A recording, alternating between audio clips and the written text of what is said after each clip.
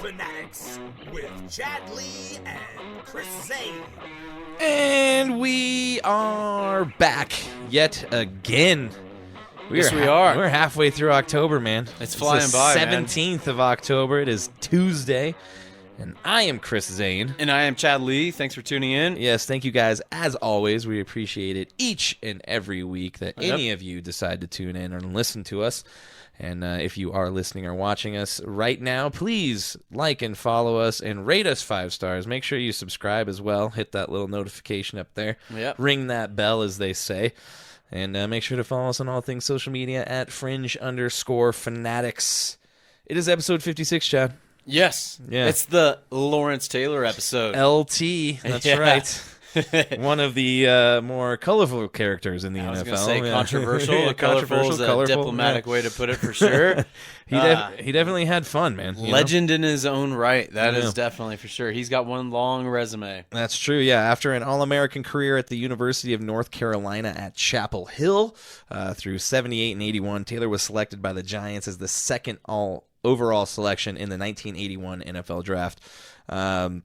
He was kind of the first guy to really have controversy surrounding his selection due to contract demands, but the two sides quickly resolved the issue, and Taylor went on to become the first and only player to this date to win the NFL Defensive Rookie of the Year and the NFL Defensive Player of the Year in the same year in 1981. He also went on to produce double-digit sacks in each season from 1984 through 1990, including a career high of 20.5 in 1986.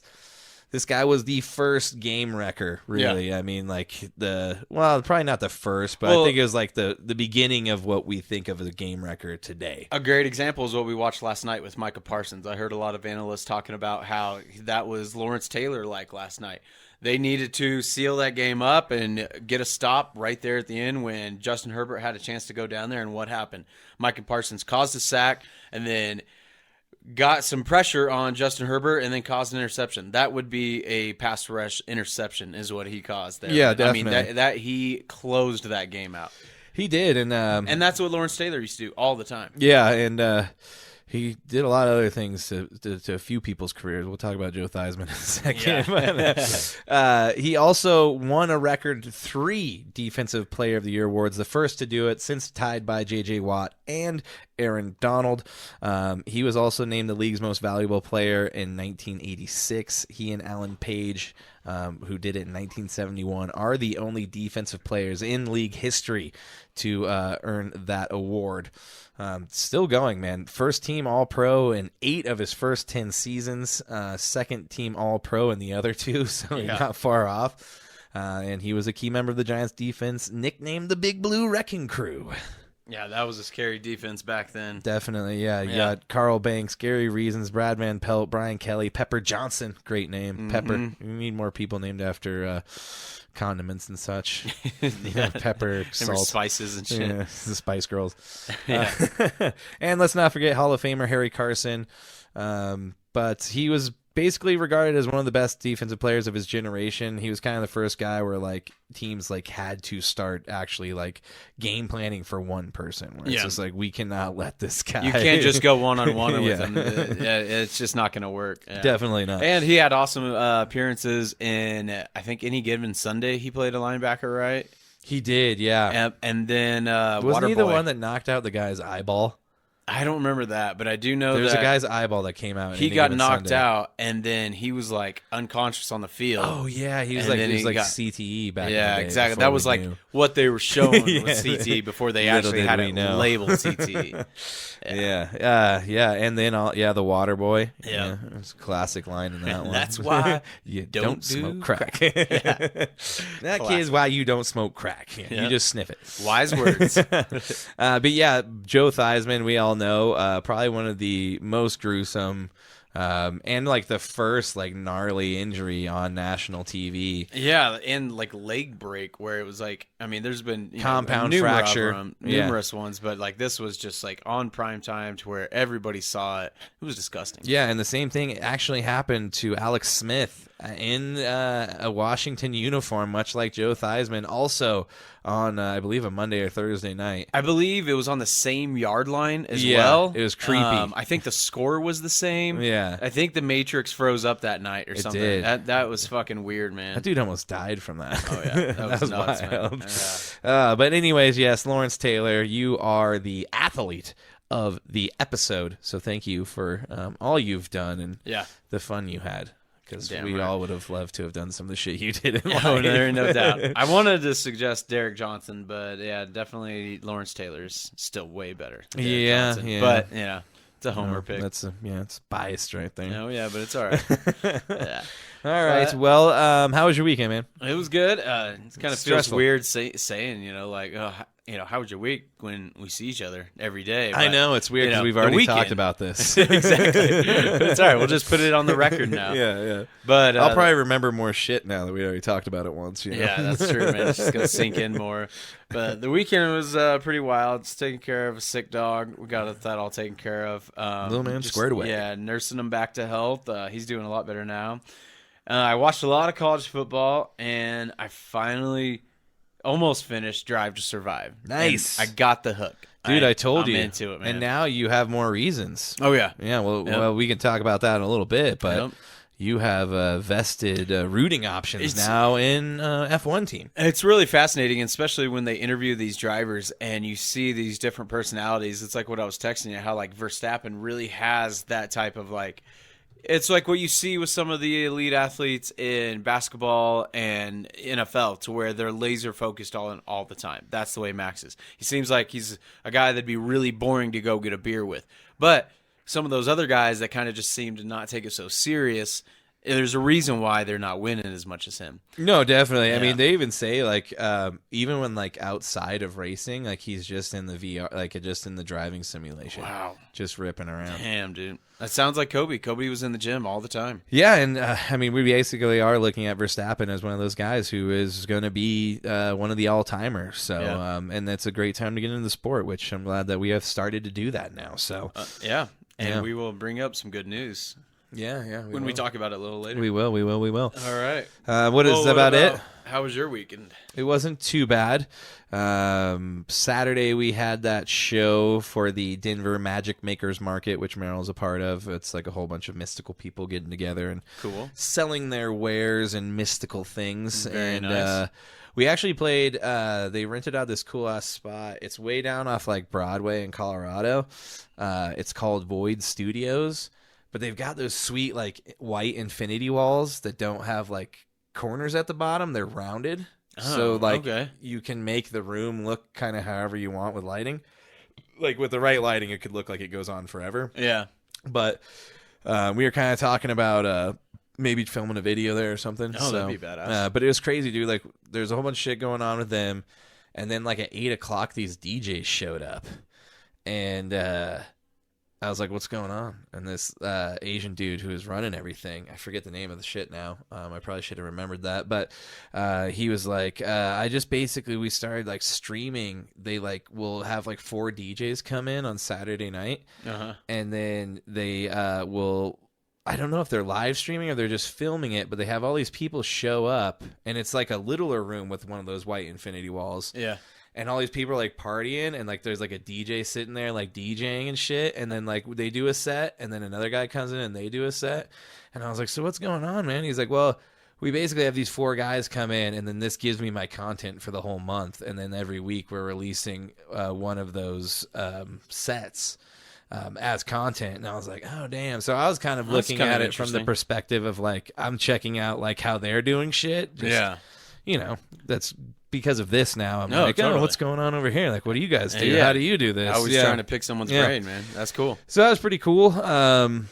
And like I said, found a cool place we might go rent out to record like a live music video shoot type deal. Kind of reminds me of like the MTV making the like music video back in the day. Yeah, it kind of reminds me of like the cube or something like that. Yeah, kind of. Inside of that, it kind of reminds me of like back in like the 60s and 70s. They'd have like those like American bandstands, but they'd be like in a white room kind of almost look. Yeah, so something cool like that. Other than that, Saturday or Sunday, that was my whole Saturday. Sunday, I watched a lot of football. Yeah, because I didn't really have any vested interest, so I just was weren't watching playing that day. Yeah, they already are losing 1-5 now, so they're done. Yeah, it's nice watching other football. Yeah, it is kind of nice with the Thursday night game because you're like, you don't really care about what's going on today, you know? Yeah, But it's just your fantasy. I was already players. sad, you know? Well, shall we do a shot? We should, yeah. That about wraps up my weekend, so let's That's get on. cool, Let's man. get on to it, man. Hell yeah. Let's do a little shotty shot, the Let's leadoff get shot. into it. We've been nursing this Buffalo Trace. This is We good. have. Yeah. Oh, that one week we just did drinks. Yeah, we just kind of took And it then off. last week your back was Yeah. broken, so. Yeah, broken. That's what it feels like. Yeah. All right, well, well, cheers to cheers you to guys y'all. for tuning in, and cheers to you, sir. Here's to episode 56. Rolling right along. Speaking of backs, I got a new thing. I broke my back. What do you mean by that? You My broke back is broken. what? A vertebrae or what Well, portion? Spinal. Spinal. Spinal. Fucking Spinal. Mike Tyson. I wonder when he said that. I don't know. It what was that a clip was fight from. in like the 90s. It was after a fight. Oh shit! Yeah, they were interviewing him. And he was like, his back was broken. So he was lucky he was My standing. spine. He What just do you goes- mean, Mike? Is it like a vertebrae? It's spinal. It's the whole spine. spinal. All right. Well, it's time for the good old-fashioned headlines of the week. Yep. Let's get into it. Headlines! Get your headlines here! That's right. Maybe what we need to start switching it up from when we go to like these NFL headlines, how we start with the injuries is just like some type of headline where someone's just like, I broke everything. Yeah. As we just My roll body. through like 9 or 10 different injuries. It's like fucking bummer We shit. need to find. There's got to be like a hockey coach who's just like, it's full body. Yeah.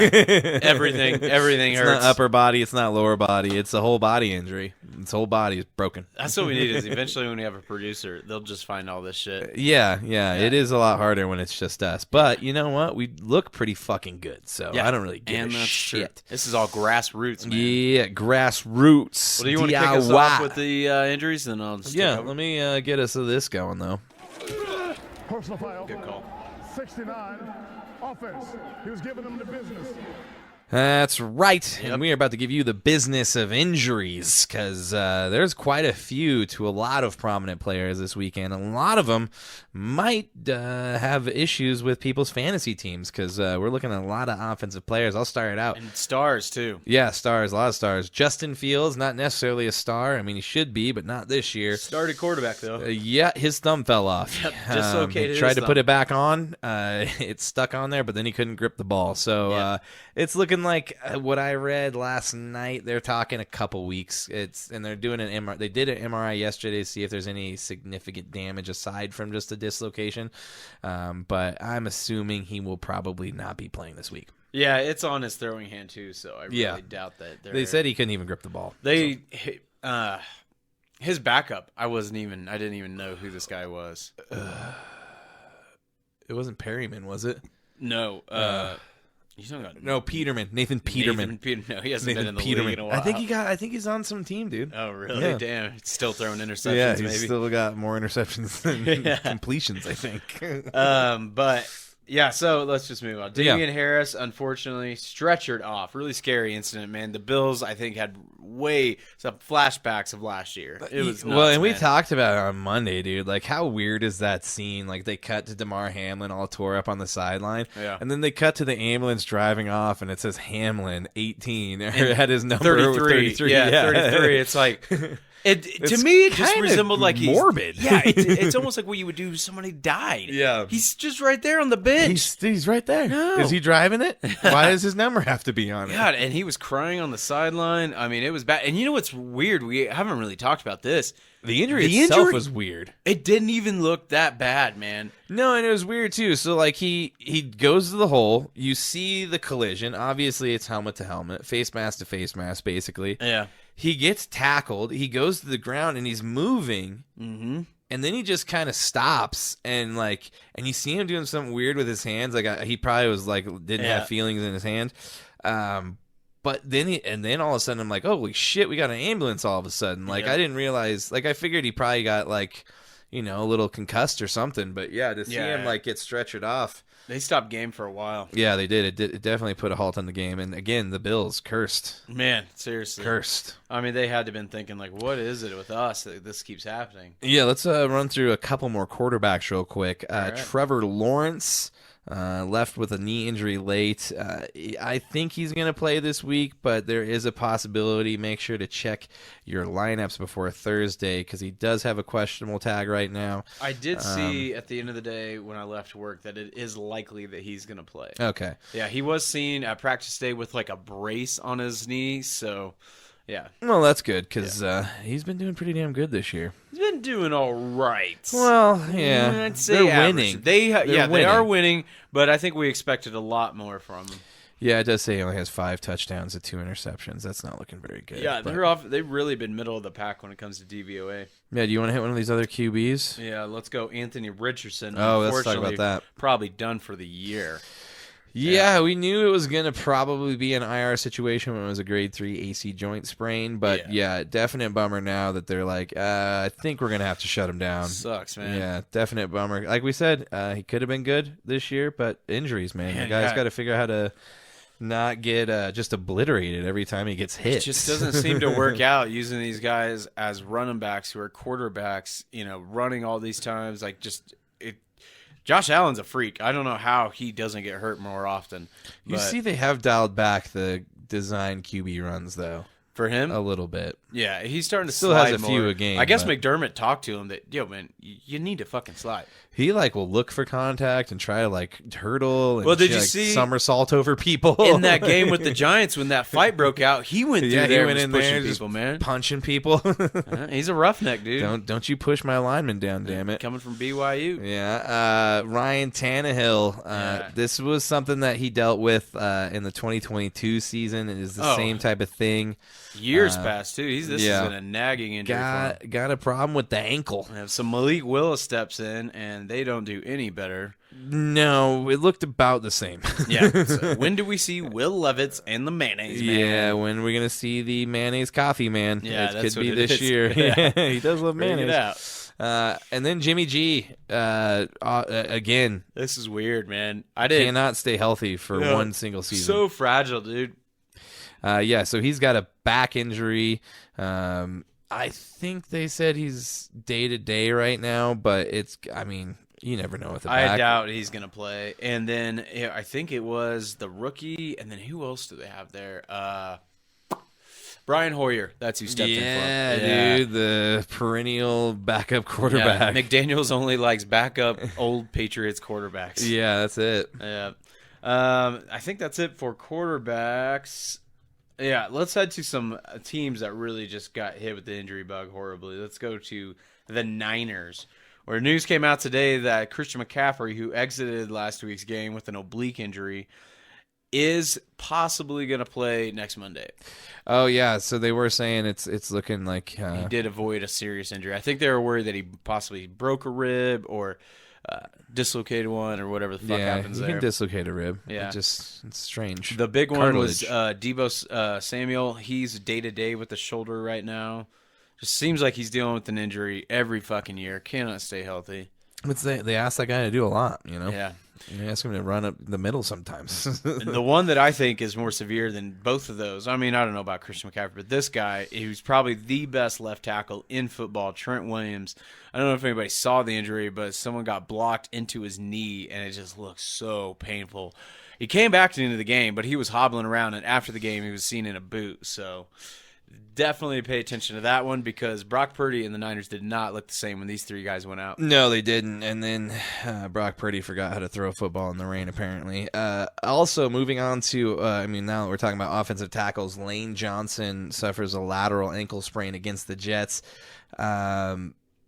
It's looking like his status for Week 7's in doubt. That could be a huge loss for Philly, who's looking to get back on track after getting shellacked by the vaunted Jets defense. That was shocking, man. Dude, and you heard what Saleh said. We embarrassed these gauntlet of quarterbacks. Yeah, they have. And then I wrote something else down that he said after the game. We'll talk about that in a second.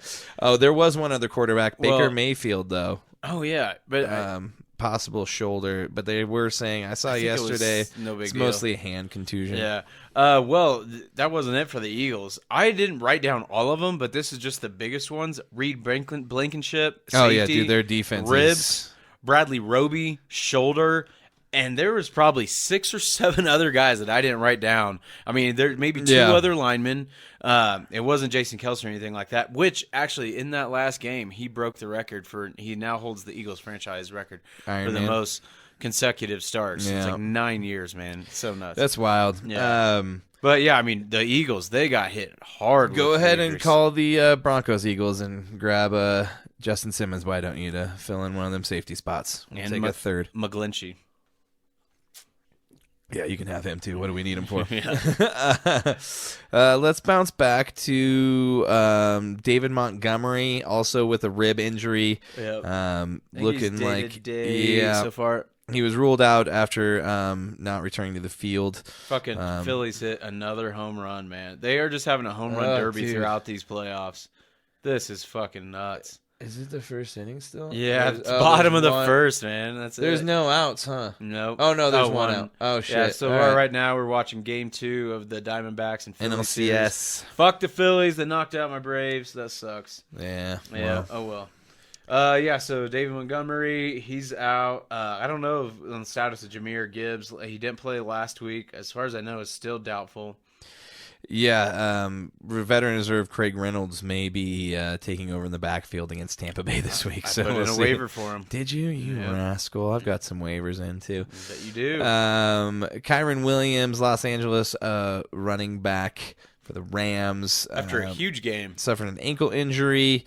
Left in a boot, so that looks like even if it isn't something major, you're probably looking at least a week. Yep. Ronnie Rivers, also for the Rams, another running back. Yeah, they signed Myles Gaskin today. Yeah. Yep. PCL strain for Ronnie Rivers. What else is that? That's about Laviska Shenault for the wide receiver / running back for the Carolina Panthers. I forgot that he got traded from Jacksonville. And then on the defensive side, the Dolphins, their star cornerback, Xavier Howard, did not return to the game because of a groin. Damn groins. Yep. Pulled his balls. Yep. Can't do that. Tried to do the splits. Don't do that, man. Other NFL news. I think that's it for injuries, isn't it? Montez Sweat for Yeah, Washington. that's a big deal. Thumb injury. You know, those pass rushers, though, you just put a club on it. Yeah. Just Hammer those guys. But I think that's going to do it for the old injury report, if you will. Got a couple trades to mention today. Ooh, trades. Signings. Yeah. The old veteran Julio Jones was signed by the Eagles today. Yeah. 7-time Pro Bowler.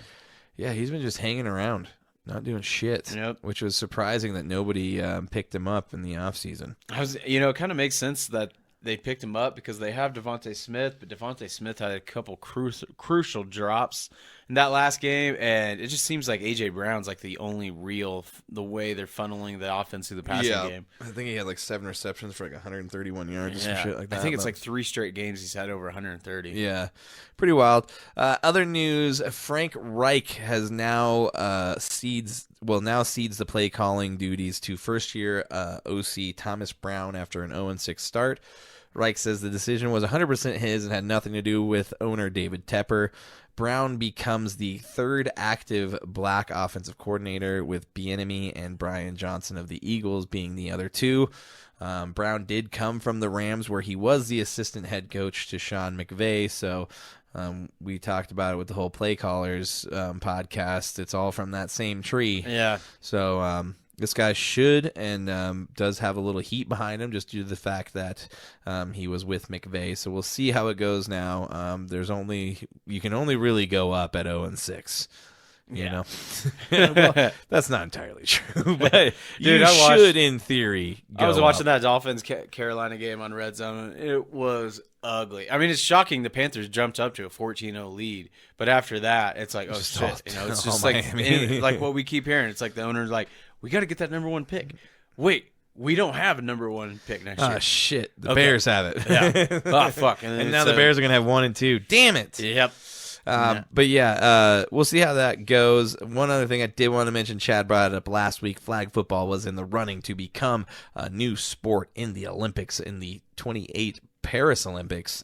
And flag football made it, as well as No, cricket. not Paris Olympics, the 2028 Oh, Olympics shit, in L.A. Oh, shit, that's right. The Paris ones are what, next year? Yeah, 2024. Yeah. All right, well, But obviously I'm not I did see news Olympic today guy. that the NFL is going to try to work with using NFL players for that. You get retired, guys. There's nobody that's going to be playing in the league. Yeah, could you imagine them getting hurt from flag football? No. And today it was news that came out that Tom Brady called the NFL, it looks like flag football now, and criticized the refs. To me, I thought that was kind of interesting because this is the guy that the league pretty much catered to changing to protect We got the him. tuck rule, you know? And anytime you, because of the Chiefs, Bernard Pollard going low and hitting him, which, I get. You shouldn't go low. Well, how dare he? Yeah. the And goat. now he's going to come out and say it's dirty. It's like, it's because of you, motherfucker. Well, he's just getting ready for his comeback, dude. Yeah. We all know he's coming back. Gronk's coming out of retirement. Brady's testing the waters already. Well, He's a free agent next year. The rest of his life is falling apart because he had to part ways with his good friend Alex Guerrero because TB12 Guerrero? is tanking. Oh, well. Did you hear about that? No, I didn't. Yeah, that TB12, they closed the doors in Foxborough at their storefront location, and his longtime partner Alex Guerrero, they parted ways after they just they weren't really seeing eye to eye on the money, and so yeah. Well, Yep. Bummer. The rich aren't going to get that much richer, I guess. That's right. Well, that's all I got for headlines. What about you for That's the NFL? it. That's all right. it. Well, you know what it's time for. It's time for the pick and roll. Some basketball.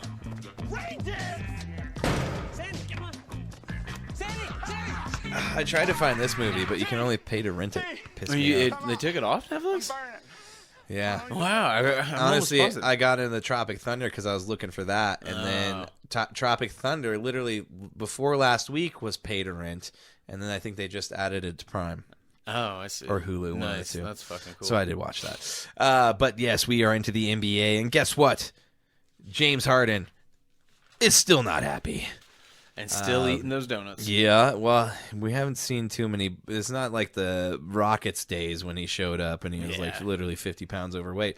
I don't have much room to talk about being 50 pounds overweight because that's probably where I'm at. But you're also not a professional That's basketball true. I'm player. not getting That's paid. totally different. I'm not getting dude. paid to be. You in can eat shape. all the donuts you want. Yeah, and I don't even eat donuts. That's the sad part. But yeah, after Friday's practice, Harden basically comes out and says the relationship with the front office is the only way he will refer to Daryl Morey as the front office is beyond repair. Yep.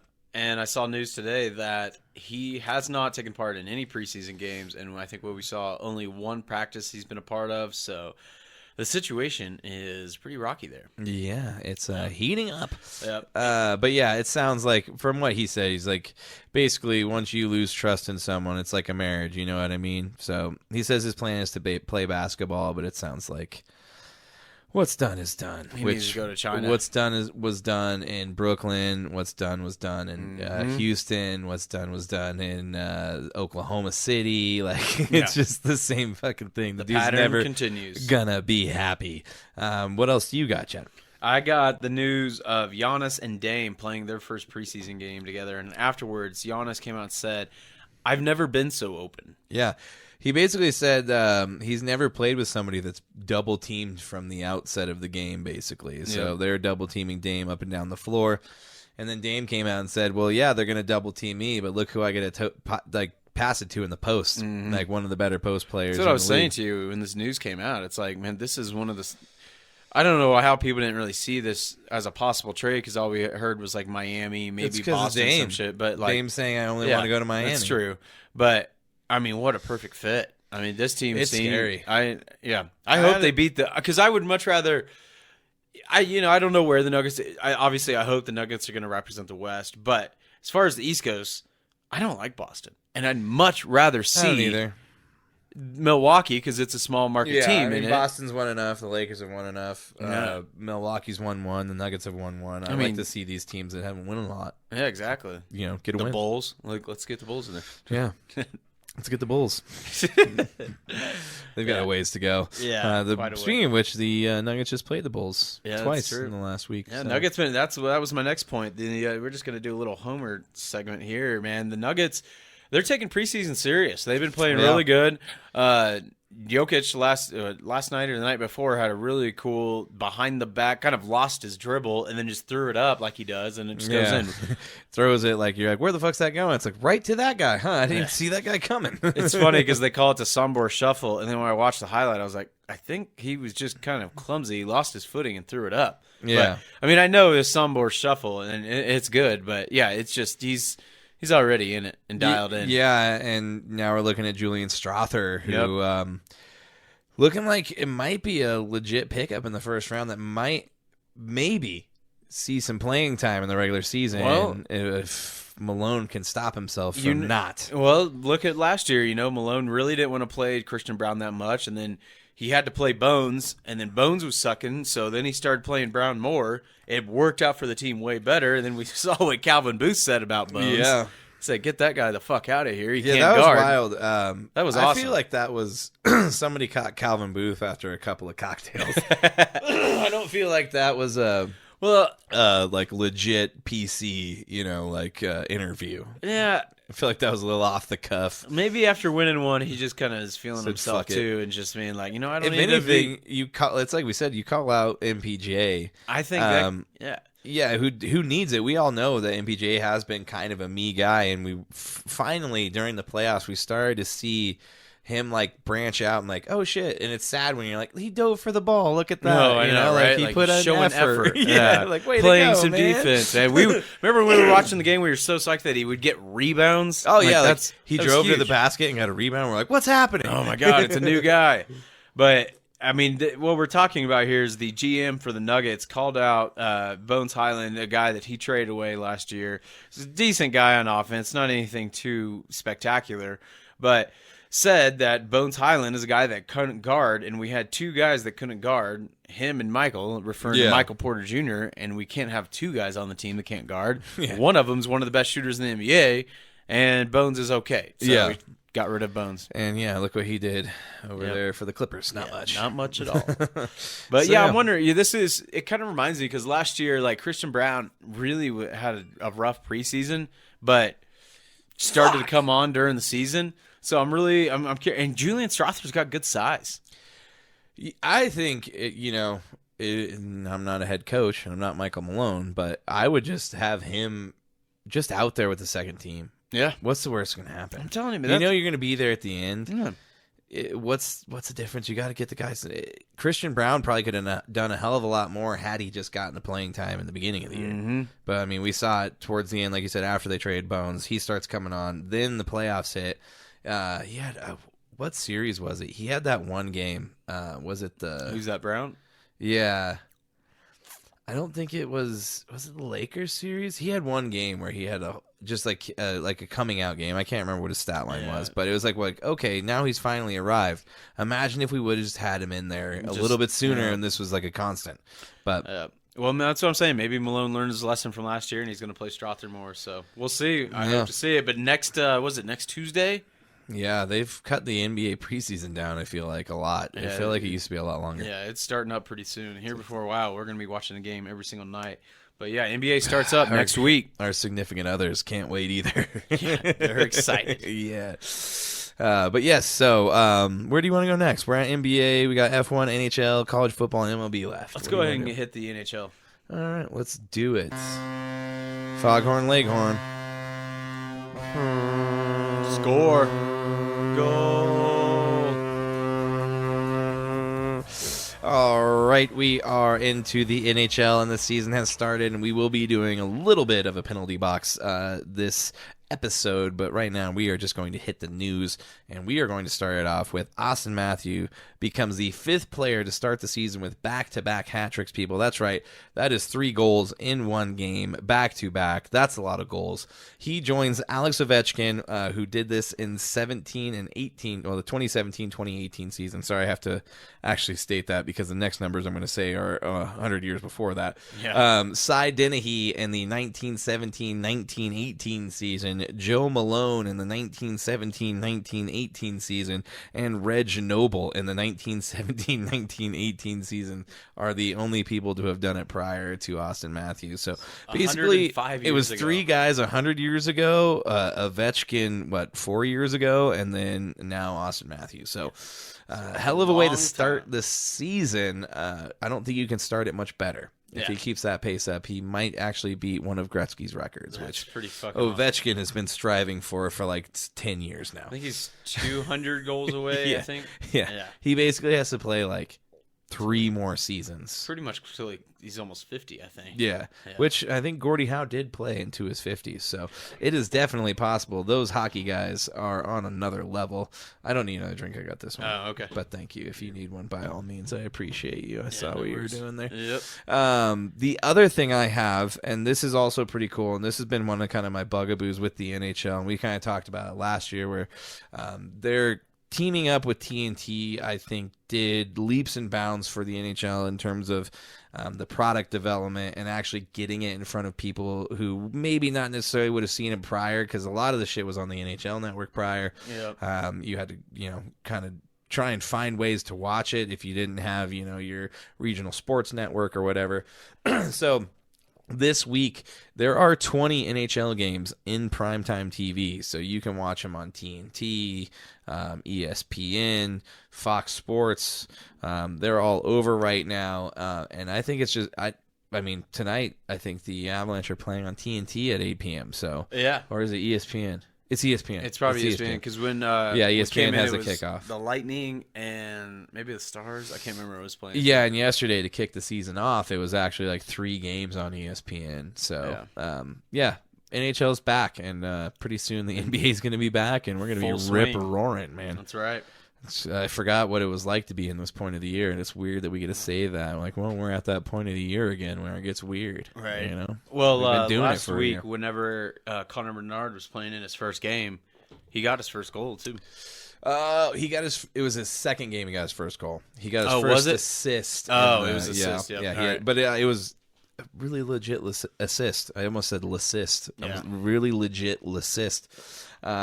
But that dude's looking like, and I call him a dude lightly. That kid's looking like he's gonna be legit. That's what he looks like out there too, man. Yeah, he looks like a kid. Well, we were watching that preseason, or was it the preseason game last week or something? No, it was the first night. The Chicago Blackhawks and yeah. the Penguins. Yeah, he Which looks the like a baby. Blackhawks ended up winning that game too. Yeah.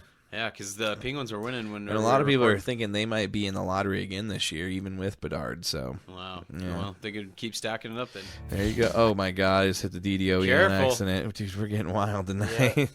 That's all I have for the NHL. Let's go get to F1. Yeah, let's do this. And I don't have much for the F1 today, but I did just want to talk about. We do have some news to hit though. Oh, that's true. We do have news other than that, so we'll get into that first.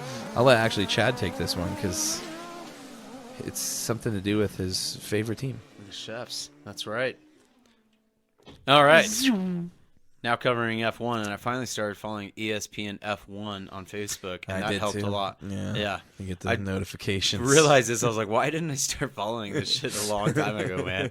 Yeah, we But- need as much shit to make our lives as easy as possible. Because I did see that Daniel Ricciardo is going to start driving for Red Bull again, didn't he? Well, he did start, and then he got in a wreck and broke his hand, and he's been shit. out for like the last 3 or 4 races. But he's on the Alpha Tauri, Okay. which is very confusing because Yeah. Red Bull has 2 teams. They have like their farm system team, and then they have the Red Bull Oracle team. That's what I didn't realize is there's F1, which is the top, and then F2. well, and Alpha F3. Tauri still races in F1. Okay. They're literally an F1 team, but they're just like one of those teams that always is in like the 10 to 20s. They're always way at the back. Little back. But yeah, it Ricardo, and they were saying that there's some rumblings that Perez may retire Oh, in wow. the Mexico GP because Oh, shit. they may be letting him go at the end of the season because he's I'll just be doing so damned. bad. So there may be a new teammate to Max Verstappen next year. We'll see. Yeah, that's interesting. But yes, the big news: the chefs Yeah. are cooking it up, as we say. Patrick Mahomes, yeah. More than Russ. hey, now that's Patrick That's Mahomes just mean. And his BFF, Travis Kelce, is bought in. Maato, you mean Maato? Travis Motto. Yeah, has bought into an F1 team. It's the Alpine team, right? Yeah, so they are a part of the Otro Capital. The group welcomed 2 Super Bowl champions, a.k.a. Travis Mahomes and Travis Mahomes. Now I got the Mahomes and my auto thing fucked up. Travis Kelce and Patrick Mahomes joined the group, who've pledged $212 million, a.k.a. 200 million pounds, for a 24% stake in the French team, which is Alpine. They are currently 6th in the series in terms of constructor standings, with drivers Esteban Ocon and Pierre Gasly. If you remember last week, I think Esteban Ocon was the one that puked in his helmet twice due to the insane heat from the Qatar race. Yeah. But yeah, it's pretty wild. Isn't that a group with Rory McIlroy is also a part of that. Yeah. And I think I want to say Ryan Reynolds and Rob McElhenney also bought into the group. Oh, that same group? Yeah. That's fucking cool. So we actually brought that up 2 or 3 weeks ago. That they actually ended up becoming investors as well. Yeah. So now you have Michael B. Jordan, Rob McElhenney, Ryan Reynolds, Travis Kelce, Patrick Mahomes, Rory McIlroy, all buying in to the Alpine F1 team. And that just kind of goes to show you, I mean, you watched Drive to Survive, you're hooked. Yeah. I think it's becoming a thing now that the popularity F1 is going to explode soon. Well, and you especially see it when, like, there's some of the American, or even like the big ones, like what's the Spain one? God damn it, not Monaco. Well, I mean, Monaco's a huge one. I mean, that's a big one. Madrid. But yeah, but there's that one I think it's that one that, I mean, celebrities. It's like where the yachts. Oh, are like yeah, right I think there. that's Monaco. Yeah, that's okay, Monaco. I thought so. Yeah, and then in Miami, I mean, it's like all same who's thing. who in celebrities. Yeah, are there's there. like literally like probably like over a couple $1 billion of yachts parked around the Miami course. So it's only going to get bigger and bigger. And as you know, Drive to Survive continues, a new season should be coming out hopefully soon. I'm excited to see this year's. Yeah, the cool. Qatar race will be wild. Yeah. Yeah, dude, that's one thing I text Chris about, because I was watching over the weekend, and there had been a race earlier this year that had been rainy, and you know, I wasn't aware of that one. But then when watching Drive to Survive, I think it was in Japan. It was a rainy race, dude. It looked like a death sentence. No, you can't see. Like, why would they see allow it? Flashing lights. All of a sudden, it's like, brrr, and you're like, I think there's someone in front of me. Yeah, fuck. You hear the drivers say over the radio, like, I can't see anything. I'm blind. And they're driving, 100+ miles per hour. And who ends up winning? Verstappen. Yeah. And it's just because he slow, steady. Well, that's the thing, though. In a race like that with the rain, if you're in front, you're not dealing with all the spray back. Yeah. You're just driving with the rain. Like everybody else is getting pelted by all the water off the tires and shit. Yeah, the rain and the water getting sprayed back. I mean, dude, it looked we posted a video a while ago, and my mom watched it, and she's like, that gave me anxiety. Yeah. And I was like, no, imagine doing it though. Oh, dude, my jaw dropped watching. I was like, how in the fuck could they just be like, I mean, to me, I don't understand how people didn't die, because it's just like a death Well, that's sentence. the thing. I mean, I think it was in this season's Drive to Survive, or as the last one, someone in the F2 died. Whoa. But it wasn't even wasn't even rainy. It just was a freak thing. Well, yeah, I could totally believe it. I mean, when they wreck, I mean, but that's what's crazy. Those guys, probably the majority of which finished the race driving like that. There's usually always, especially when it's raining, you're going to see a bunch of people that aren't going to finish. There's going to be crashes. There's going to be mechanical failures. But the fact that the majority of them finish the race is just nuts, dude. You watch it, especially when they cut to the helmet cam, you're like, how the fuck are you driving, man? Dude? Yeah. I think about when it fucking sprinkles and I'm driving. I'm like, fuck, windshield wipers go. And you can't go, dog. They won't go fast enough. Oh shit, and it's nowhere near that. But it's awesome. I definitely NASCAR is cool and all, but dude, F1's where it's at. That's what I'm saying, dude. I like NASCAR when they do the street courses. Yeah, see, that's it's what I was a lot more entertaining. Watkins Glen, that's a really good one. Other than that, though, it's just I don't want to watch guys go fucking left for 3-4 hours. Take a left. That's the thing too. Take a left. Is F1 races are 2.5 hour times. Oh yeah, they're not long at all. No, NASCAR. all fucking day. Yep. And then, and they also are doing like the sprint races on Saturday. We saw Verstappen actually clinch the Drivers' Championship during a sprint race on Saturday. So Friday, it's like you got your practices. Saturday, you've got practices, qualifying, sprint races. And Sunday, you've got the race. Like they are trying to do so much to just... It's like the NFL, like they almost don't want it to stop in terms of the more content, the better for you. So they basically have 4 days of just F1. Yeah. So... yeah, we're looking forward to it. And speaking of which, this week we've got the first of the United States Grand Prix is the Lenovo, which is Lenovo still? Is that a phone company? I thought it was. Yeah, Lenovo United States Grand Prix. It is in Austin, Texas maybe? this weekend. Like I said, practice Friday, qualifying sprint races on Saturday, and the Sunday. Chad, this is a late one, technically, at 1 p.m. Whoa. Yeah.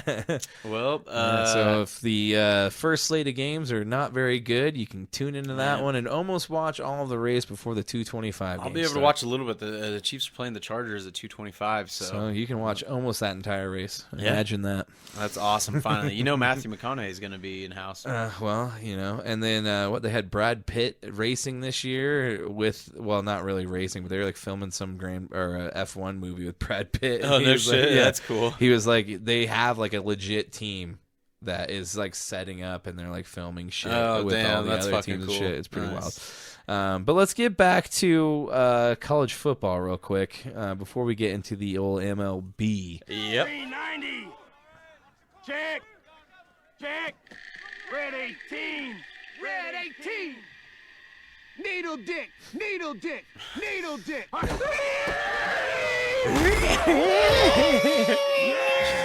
He made such a fucking weird noise when he did it. It's like a squealing pig, man. Big news in terms of injuries, and this is going to possibly affect the NFL draft in the next year. University of Georgia tight end Brock Bowers will be missing 4 to 6 weeks, maybe longer, with a high ankle sprain that's gonna need surgery, and they're doing some sort of possibly weird season-ending. Because why come back when? From what I heard, Mel Kiper had for the bowl games is what they thought. Yeah, or for the college football playoff. You look at what Nick Bosa did. It's just not worth risking it. No, shut it down, dude. Yeah, but Brock Bowers, he is a hybrid. I really look at him like a bigger Cooper Kupp. He actually wears like a QB wristband because it's like he's got the offense, like he's a part of the offense that much. Yeah. But I mean, we saw in their past 2 national championships, they just run the offense through him so much. And he was for Mel Kiper's, he was projected to go number 4 overall. Yeah, number 4 overall pick in the draft next year. That could fall some. We'll see. They haven't been blowing teams out either. I mean, they've been winning. They win, yeah. But it's not like the past couple of years where they've just been demolishing teams. And then here in the next 4 weeks, they have, I think, LSU. I think they've got Tennessee. And I think another tough SEC game coming up. So it might get a little tougher for them coming forward.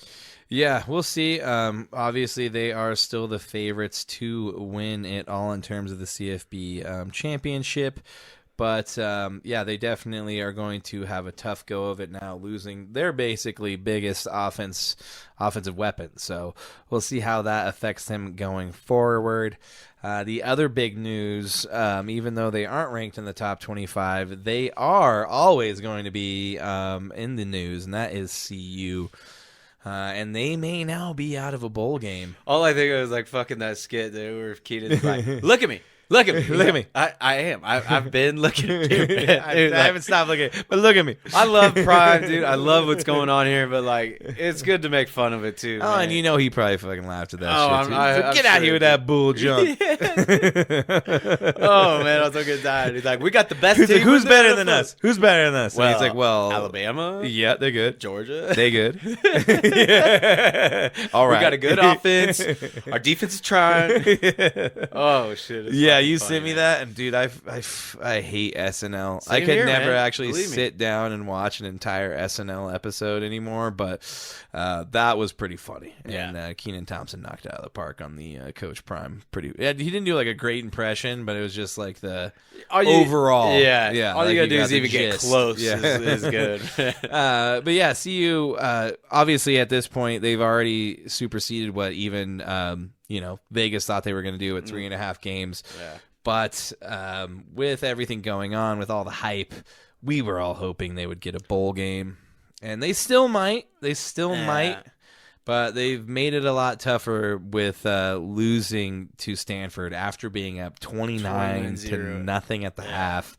They end up just falling apart in the second half. Oh man, I couldn't believe And watching that game. Stanford, live, dude. what was that kid's name, dude? The wide receiver. I can't even pronounce his last name. Let me get to it. I feel bad. If you could pronounce it, man, I'll give you a shot because that'd be fucking impressive.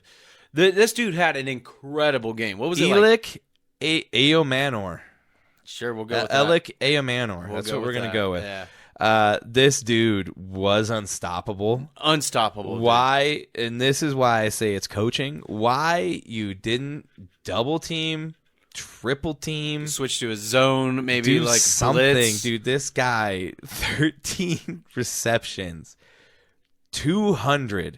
294 yards, That's 3 touchdowns with a long of 97, dude. just in case anybody just tuned in. That wasn't a quarterback's numbers. 300 yards receiving. Yeah, that was receiving yards.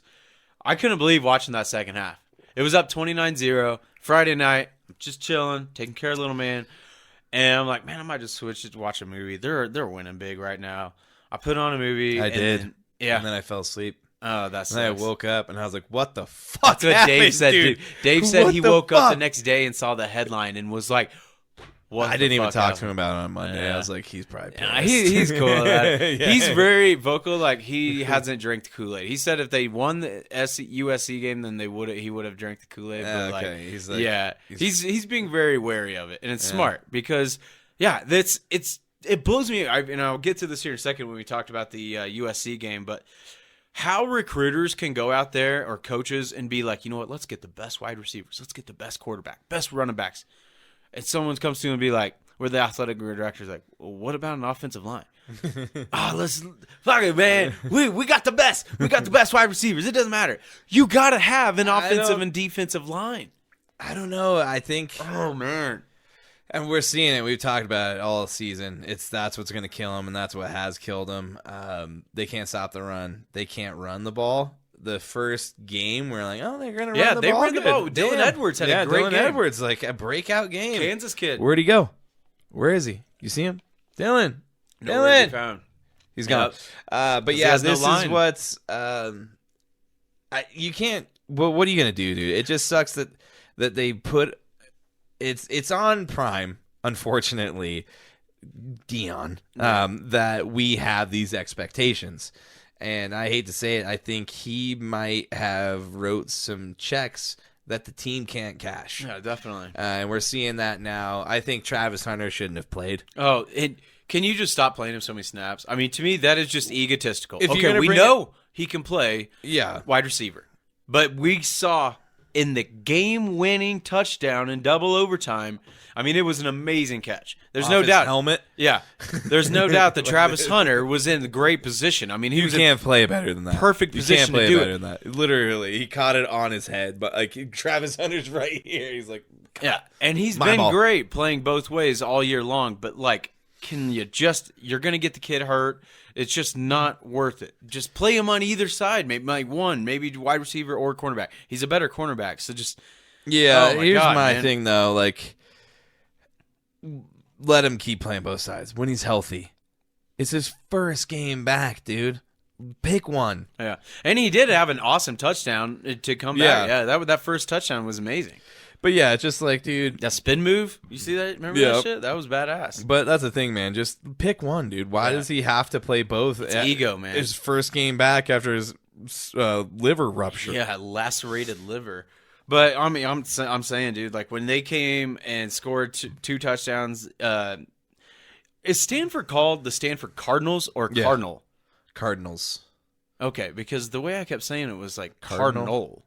Like, why the fuck are they talking about it like this? No. Well, either way, when And they their scored logo's the a first tree. couple, yeah. Like, where's the Cardinal? But It's not even a bird. The fuck? After they scored the first couple touchdowns, I just kept thinking, I was like, all right, well, I mean, surely, Colorado's going to turn it on here and start taking it serious. Yeah. And they just kept coming back. But, oh, man, I could not believe it. It just was a complete bombshell of a performance. Yeah, and then they lose 46-43 in overtime with a field goal, dude. That's gut-wrenching. Yeah. It's one thing to lose just like, in regulation after that. You're like, that sucks. But then to like come back and then to still lose. It's just like, damn. Yeah. That sucks. Yeah, and then Dion ripped into his team afterwards saying, I don't know if you have love for the game like I do. Yeah, he's like, are you in love with football or are you in with football? Yeah, are He's you- like, because you I'm like- in love with football. To me, it seems like a Disney Check relationship. yes or no. Yeah, George check- Strait, what's up? Check yes or no. Goddamn right. Legend right there. But Well, yeah. either way, who do they got next, man? Next would be, let me tell 'Cause you. they got some tough games coming up. The Pac-12 was a damn good conference this year.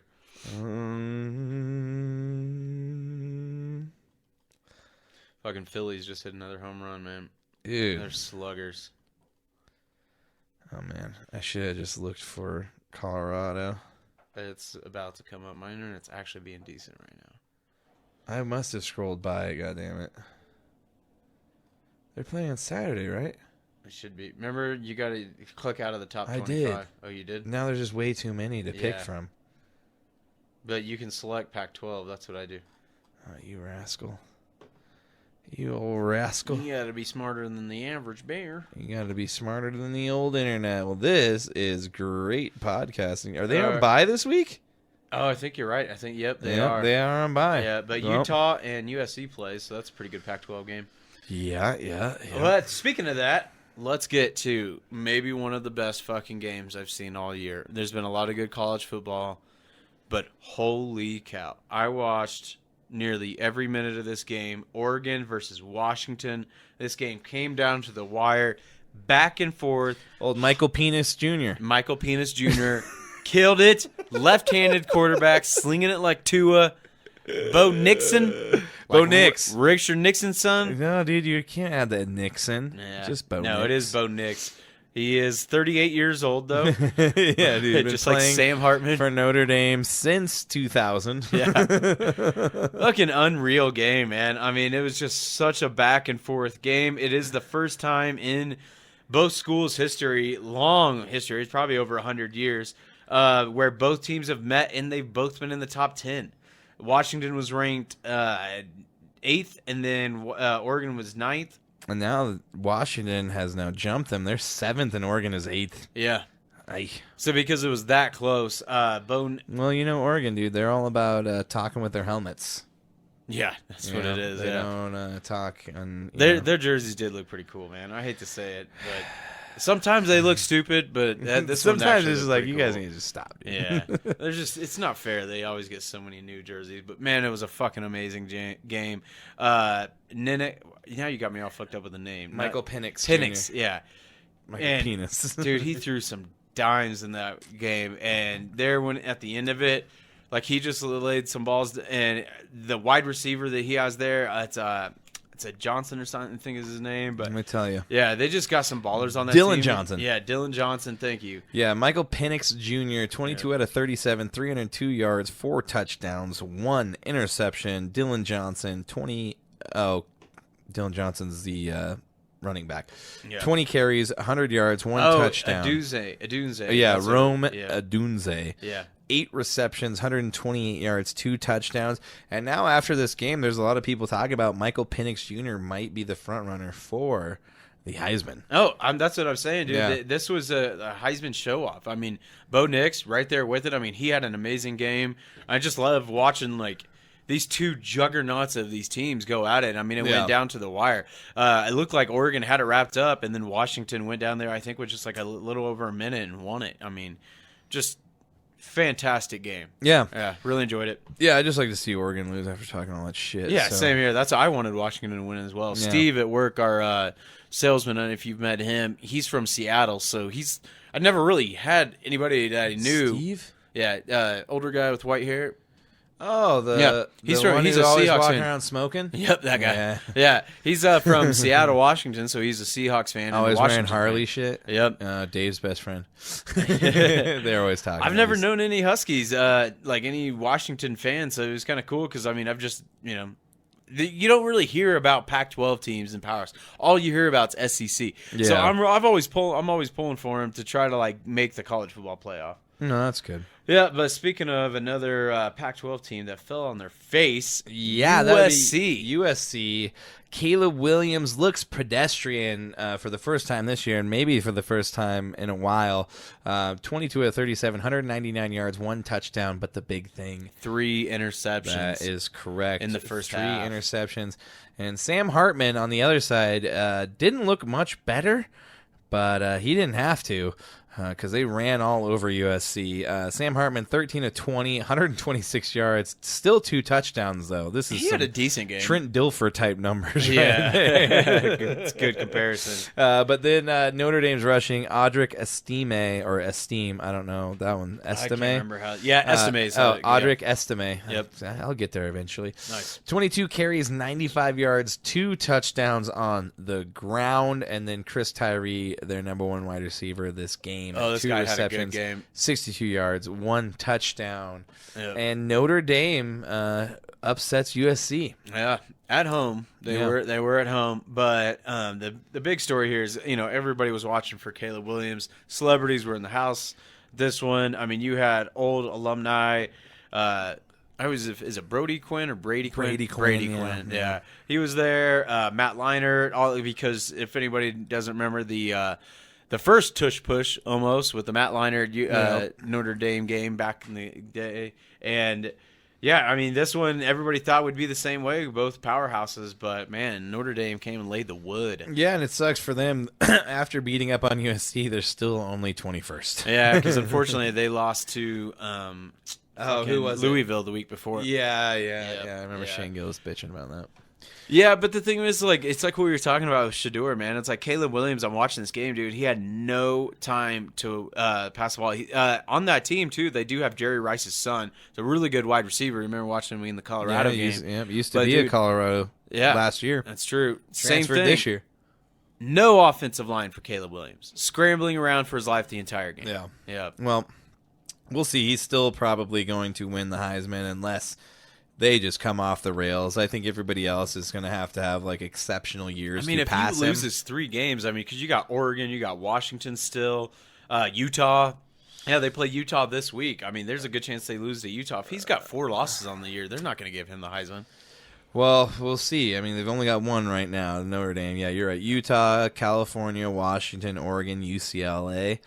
Oregon and Washington are gonna. Utah's still good, but Oregon and Washington are gonna be the tough ones. Yeah, the USC just doesn't have a defense, man. Oh, Washington's number 5 now. Yeah. Holy shit. Yeah, and who would expect the old Washington Huskies to That's pretty cool. be ranked number 5 right now? So, is that all you got for that's all I got for college your football? college football. Well, let's get on into the old MLB. And we'll go with the original. A juvenile delinquent in the offseason in his major league debut. Gonna light your ass up, meat. Vaughn into the windup in his first offering. Just a bit outside. He tried the corner and missed. That's right. He tried the corner and missed. I did want to bring up just a couple things in terms of news. Oakland A's reliever, soon to be Las Vegas A's, Trevor May announces his retirement and lays into owner John Fisher. Let me see, where did I put that? Of course. Here it is.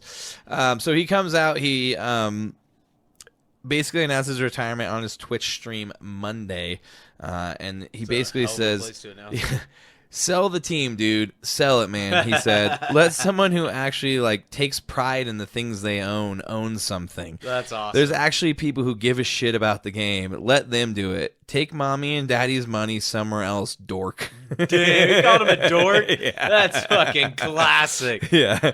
He went on to say, if you're going to be a greedy fuck, own it. There's nothing weaker than being afraid of cameras. Do what you're going to do, bro. Whatever. You're a billionaire. They exist. You guys have all this power. You shouldn't have any because you haven't earned any of it. Damn. But anyway, whatever.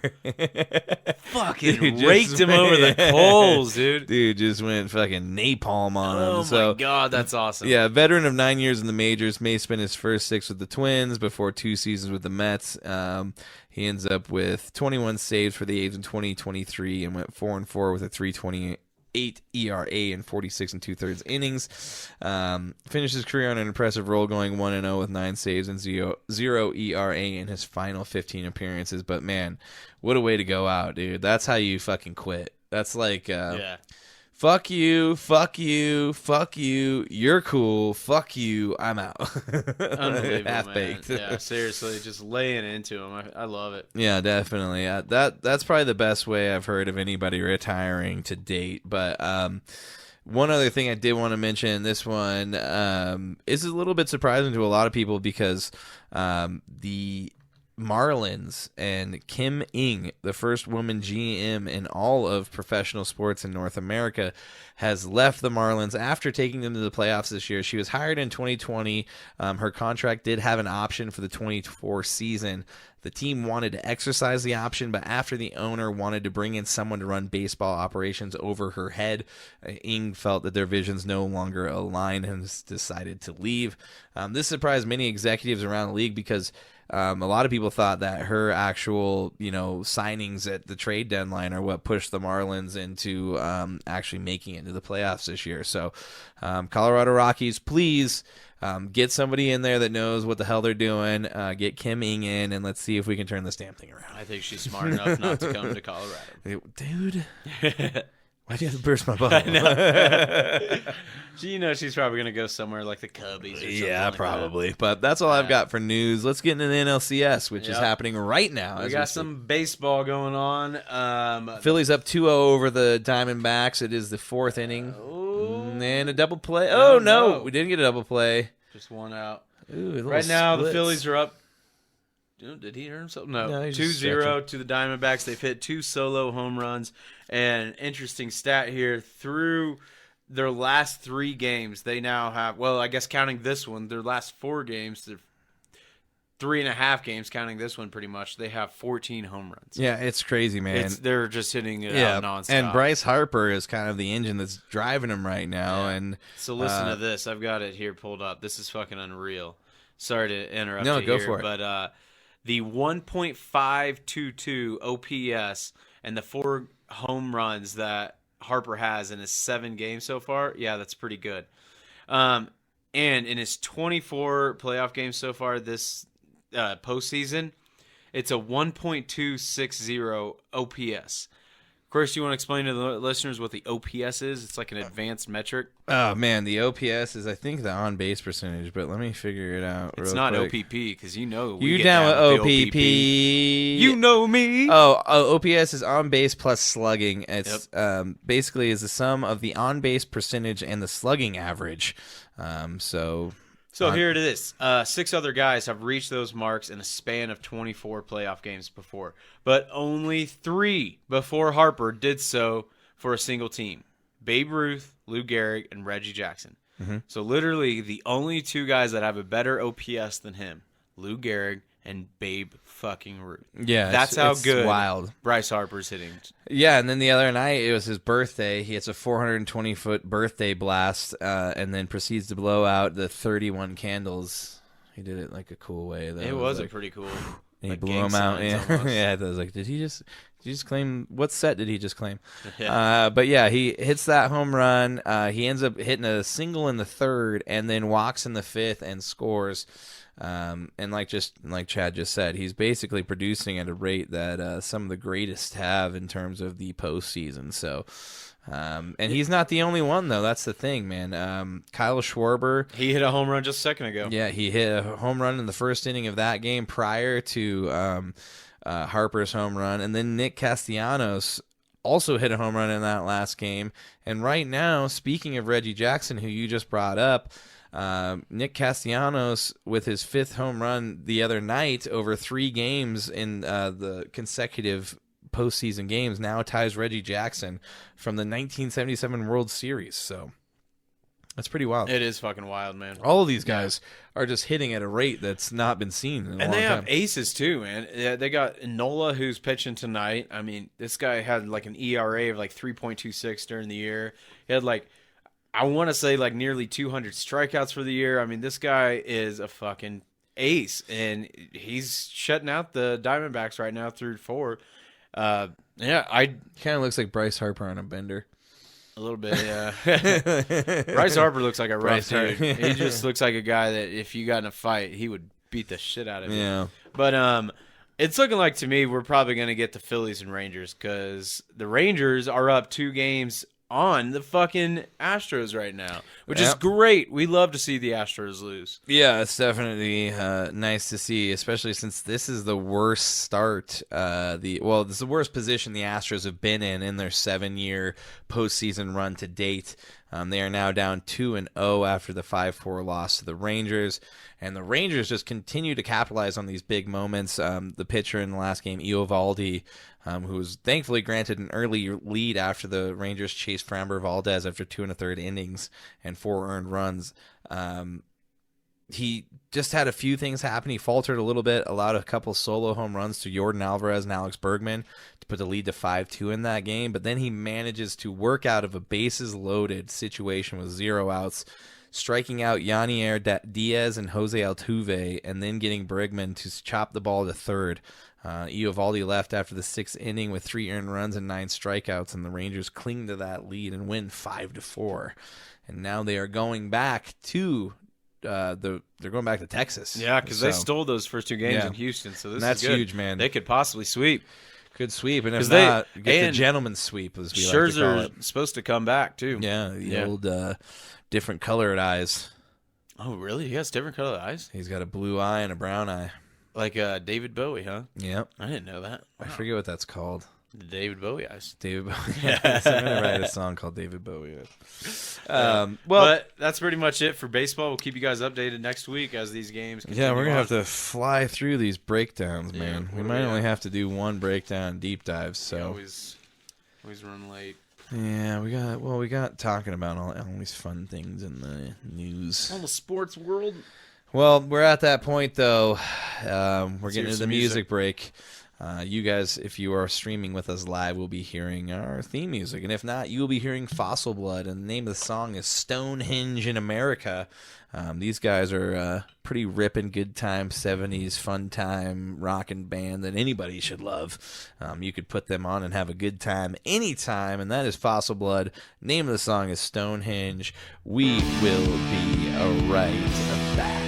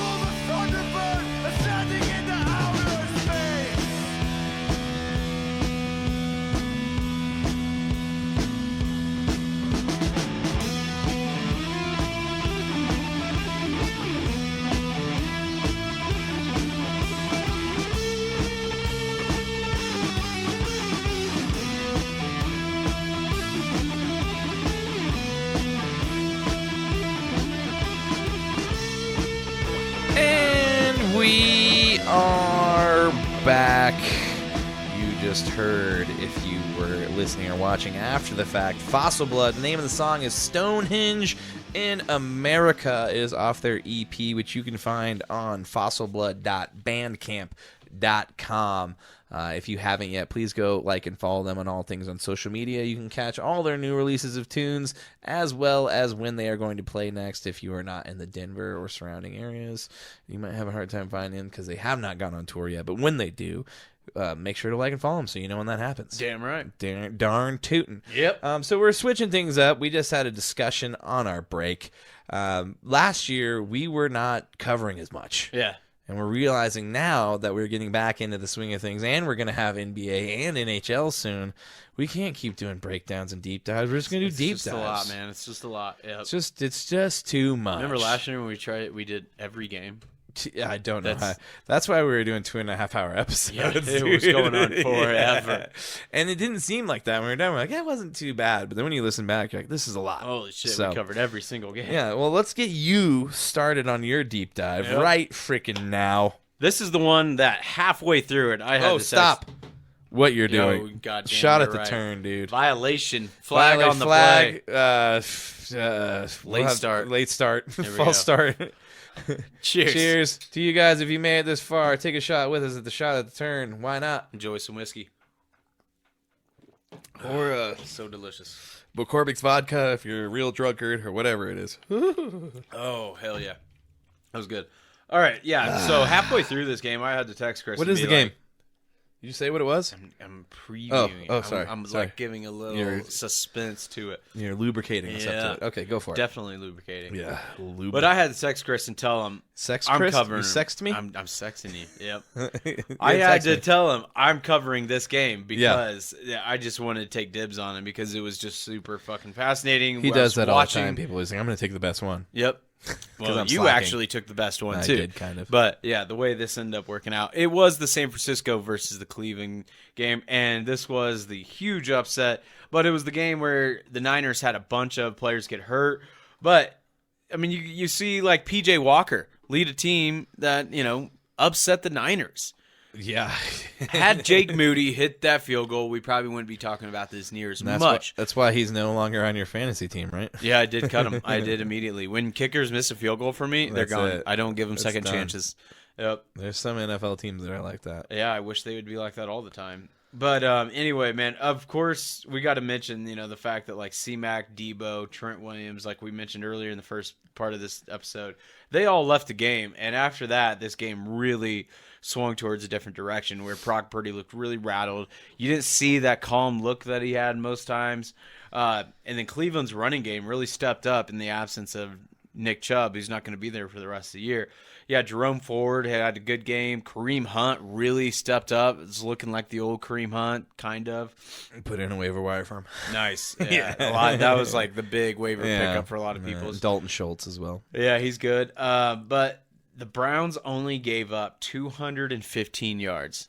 It's the lowest in the Kyle Shanahan era. Yeah, that's wild. That is so fucking crazy, man. They've got a good fucking defense, though, man. I know. And see, that's what I'm getting to next.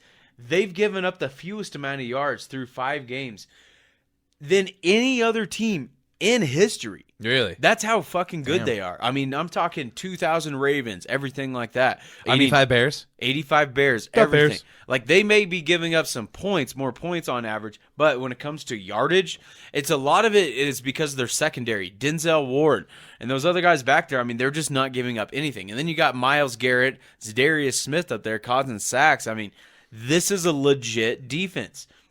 And Purdy, I mean, like I said, he did not look like himself. But on the final drive, he's finally started to get a groove. Got him up to like 30-yard line or something like that for possibly the game-winning field goal. And, dude, did you see this reel of this Browns fan? It was so fucking nuts. When I first watched it, I was like, what is he doing? And he's holding – they're about to kick the game-winning field goal.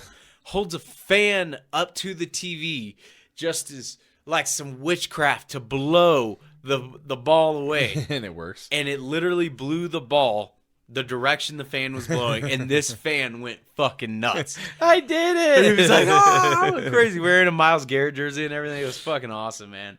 But I mean, I did have Jake Moody, so that did suck. Yeah, it but was. yeah, either way. But and then Purdy's only like real star that was left, George Kittle, 1 catch for 1 yard. Dude, that pissed me off. So Yeah, bad. like if you lose Why I put Debo, that's why I put in a waiver wire for Dalton Schultz. God damn it! I mean, I'm saying like George Kittle can have you a game of 35, and then he can have you 3 games of under 10. Yeah, literally his first 3 touchdown game last week. This week, 1 catch, 1 Yeah, yard. 1 catch, 1 yard, man. Yeah. So yeah, he shit the bed, which sucks. Purdy looked like I don't know if it's just the weather or is the fact that he lost literally all of his offensive weapons aside from Kittle. Yeah, he just looked pedestrian for the first time, and he ends up losing his first regular season game. Yeah, which is first wild. one. Yep. It's so wild to say that. And he had his first interception of the year too. I'm pretty Yeah. sure he had an interception on this game, right? He did. Yeah. But yeah, this was a game that kind of really shocked me. I really thought the Niners were going to come through here and run the ball a lot. Christian McCaffrey gets hurt with that oblique. Then Elijah Mitchell steps in. He's coming off of an injury, so he's not able to do much. And then you got Jordan Mason that comes through there. He only had like 27 yards on 5 carries. But I mean, you got that defense from the Niners, but they couldn't really do much either because the Browns kept running the ball, and they have a really good offensive line. Randy Gregory did get a sack, though, which is amazing because he Yeah. didn't do anything for the Broncos. I meant to bring that up today at work, man. That was hilarious. I was just like, so he can play football. Another slap in the face of George Payton. Yep. Yeah, seriously. But yeah, it's just crazy to think that Cleveland ends up giving San Francisco their first loss. They are now 5-1. Cleveland sitting at 3-2 in the AFC North. That I think everybody else is basically sitting about the same. They're all about 500. And, Yeah, that's going to be a close division there. let me get to the standings. I thought I had that pulled up. God damn it.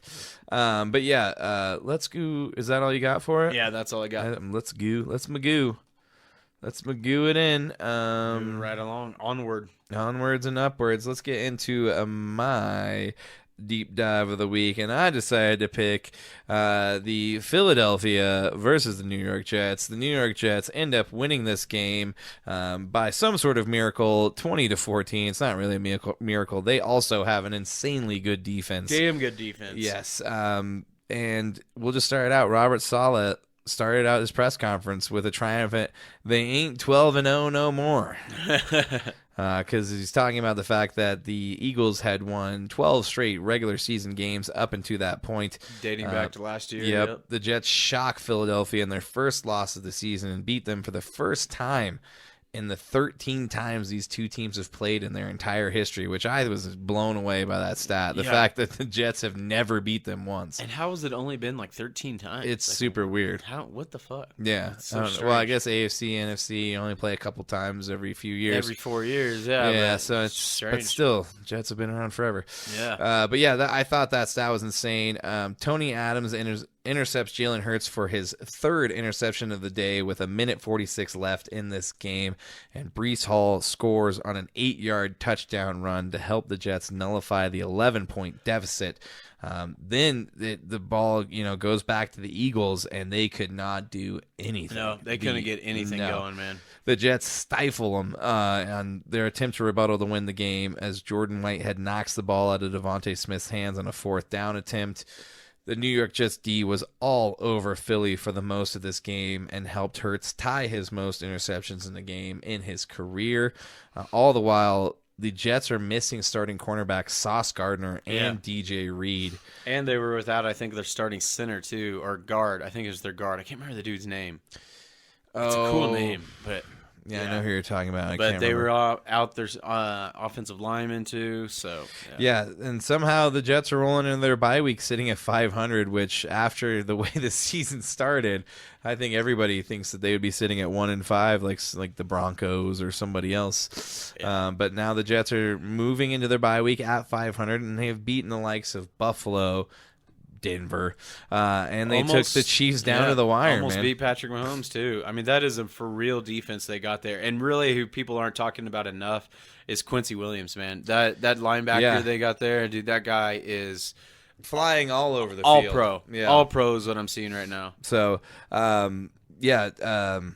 with this defense, if they can keep Wilson from making mistakes and put him in the game manager role, they can win a lot of games, because I don't know too many people who are going to be able to score bunches and bunches on this defense, and just keep handing the ball off to Breece Hall. yeah, that seriously, guy's good, man. Yeah, I don't know why they don't do that more often.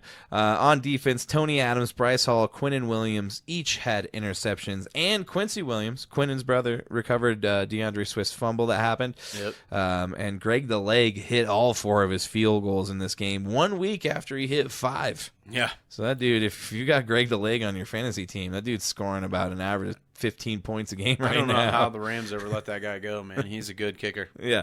The other big news in this one, man, Rodgers. On the sideline, throwing the ball. Not only throwing the ball, walking around without crutches. And we're talking like, what, 3-4 weeks from getting his Achilles reattached? Yeah. It's a magic brew that he's So, got. yeah, apparently, the frequencies of Dolphins fornicating may be helping his Achilles.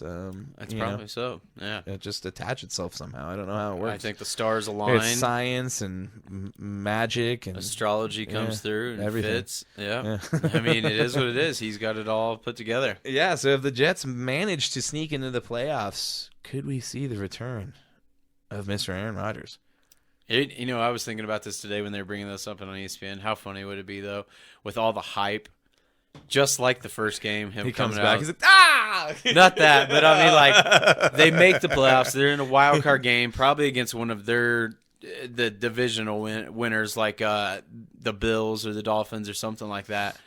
And then they just go out there and shit the bed, and they just like get their fucking doors blown off. Yeah, it would be pretty funny. I mean, because of all the hype, there's just so much hype behind it. Man. Well, That's it for the deep dives. deep dives for week 6. We're moving on to week 7. Yeah, we're moving on to week 7. I was going to do a penalty box, but we went way too over in this episode, and I'll just do a full one next week, and kind of after we have There'll be full more games week. under our belt. So we're going to move into the DDOE right now. So you were about to hear the one, the only, the man of the show, Mr. John Daly. Hit it hard. I hit it hard, man. So far, man. No laying up, no holding back. Ain't afraid of nothing, it's a natural fact. I hit it long, man. Till it's gone, man. Keep taking chances, living large. I hit it hard. That is right. It is time to grip it and rip it. The Daily Dose of Excellence is coming at you right now. You just heard John Daly hit it hard, and this one involves a few people, one of which is a former Olympian, and one of which is a man who bets a lot of money on sports and doesn't donate nearly as much money. But that is not the point. In the right time. Yeah. Right here, where Mary Lou Retton, gymnastics legend from back in the day, was battling pneumonia, and her family, issued basically a heartbreaking plea to help, as she did not have medical insurance to cover her fight against the disease, because she was laid up in the hospital. And Mattress Mac, otherwise known as Jim McIngville. McIngville? Yeah, I believe that's how you say his last name. Well known as Mattress Mac. McIngville. Yeah. Owns McIngville. the mattress company down there in Houston, widely known for making ginormous bets. Insane bets. Yeah, millions of dollars on like stuff. millions on the Astros to win. Yeah, Yep. everything. But he issued a $50,000 donation to help her out. He owns a gallery furniture in Texas and pledged a significant sum to the gymnast who won the gold at the 1984 Olympics. And it should help get her recovered. So thought it was a good story.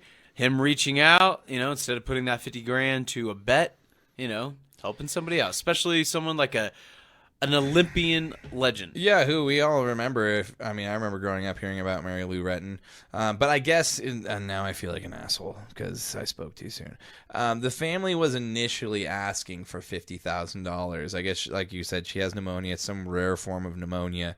So they only wanted $50,000. So Mattress Mac did pony up the full amount. Yeah. I do see here that more than $349,000 has been raised as of last Thursday.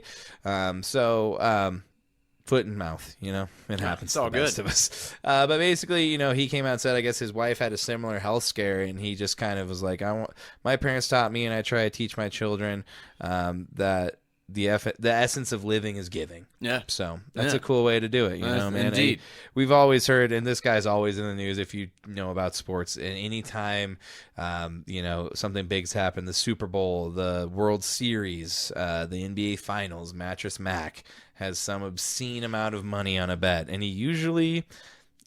He does pretty good. Well, and I think correct me if I'm wrong, but sometimes if he loses those bets, what he'll do is he'll donate mattresses to like the local communities. It's if he right? wins. If he wins, thank you. That's what it is. If he wins, then he donates a whole bunch of mattresses. Or I think what Furniture happens or something, maybe. if he hits the bet, anybody who bought a bed like during the if you buy a bed now and I win. You get it for free, or like he like pays you back. Or something that's cool. Like that. But nice. So yeah, I mean, even when he does win, he you know, gives back. But this dude makes a shitload of money. Apparently, I mean, dude, he's like 90 years old and just still kicking it. Apparently, we need to start our own furniture gallery. That's all I'm doing. I mean, dude, it's like American Furniture Warehouse. This guy's got like tigers and shit. Yeah. All right, well, pour us one more little one. We're gonna get ready to get out of here. We're doing something a little bit different tonight. You are gonna have a little bit extra something this week, as we are going to film something right after this. It won't be live streamed. It will be coming out Friday or Saturday. We're going to do a little bit of a UFC bonus recording. Yeah. You're going to get some more content that we can put out. Preview. Yeah, preview for the UFC coming up this weekend. But other than that, this has been another fun, rip-roaring episode of the Fringe Fanatics Sports Podcast. And as always, we appreciate each and every one of you. I accidentally hit the wrong button. I'm sorry. And we will see you next week. In the meantime, if you haven't yet, please like, share, subscribe, and follow us on everything that you watch and listen to us on.